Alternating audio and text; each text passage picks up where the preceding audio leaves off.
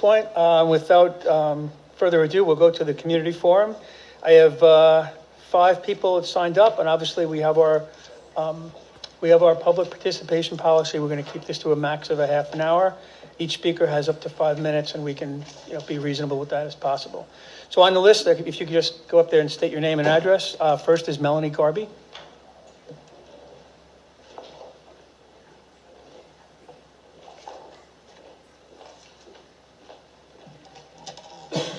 Hi everybody, my name is Melanie Garby. I'm going to read this just so that I don't forget what I was tweaking all day long.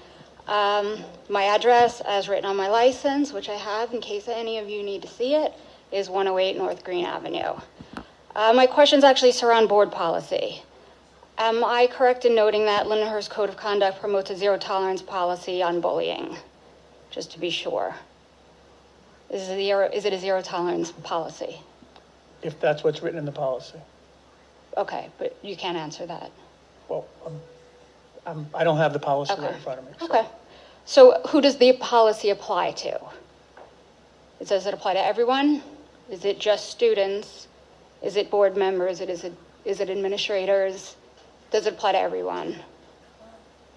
That's a good question. I'll have to get back to you on that. Okay. Okay. And are they held then, would they be held to the same standards as students? If they are held accountable? Again, your questions are being a little bit vague, so They're pretty straightforward. Yeah. They're pretty straightforward. Or is everybody held to the same standard? Yes. Yes. And are they then held to the same standards? And, oops, sorry. All right. So if someone were to be in violation of board policy, let's say someone was engaged in stalking, would that be in violation of board policy? If that's what it says in the policy, then yes. Okay.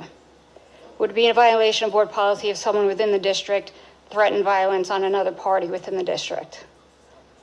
Again, yes. Okay. Would it be a violation of board policy to put political motives above the welfare of the district and its students? That's a good question. I don't know. Okay. Where, if at all, does open and blatant character assassination fit into board policy? Again, could you repeat the question? Sure, of course. Where, if at all, does open and blatant character assassination fit into board policy? I would have to look at that. Okay, thank you.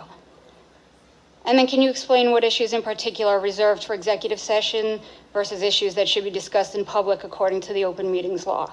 I'm going to defer to our counsel to what is legit for executive session. Okay, Mr. Dillon? great.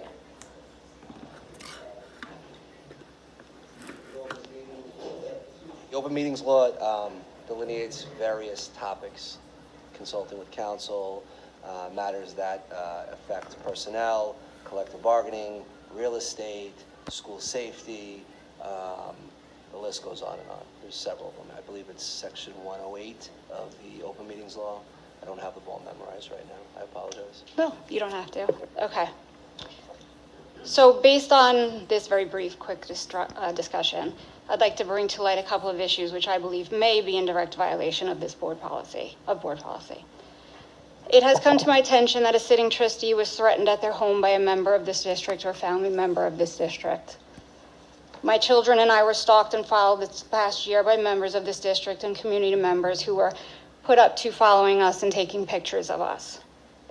Members of this district have put politics and power above the best interests of the students and staff. These are just a few examples, and since I know we can't discuss names out in public, I and other victims would be happy to sit down with the attorneys and go on record with the information that we have at any time. I have a lot of time on my hands now.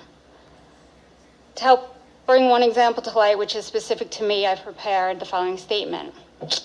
If any of you have your friends that have followed me on speed dial, I'm going to finish this out because I know that my 85-pound, 5'0" person is someone that should be followed around in the hopes of intimidating. Please let them know that when I leave here tonight, I will, as I usually do, go to the cemetery to say goodnight to my daughter. My 16-year-old daughter, who is a student of yours, whose death some of you used as a way to further a sick political agenda. So I would appreciate if you have those people just hold off until I pull away from the fence for that. That's common decency. I cannot be intimidated by anonymous tough guy tactics. That would be impossible. I've seen the bottom. I'm not afraid of anybody. I know that people like to try to cause me to be. So in closing, while I might not have the blessing of having my own children still being in this district, the 5,000 others that are here deserve to be represented by people that care, that are honest, that have empathy, that think the children matter. Accountability is a necessity of those who hold positions of power. I look forward to this Board of Education making a swift and decisive change in the way it operates and what it prioritizes. If that cannot be done, I would urge you to step aside and make room for those who can. Thank you. Thank you, Mrs. Garvey.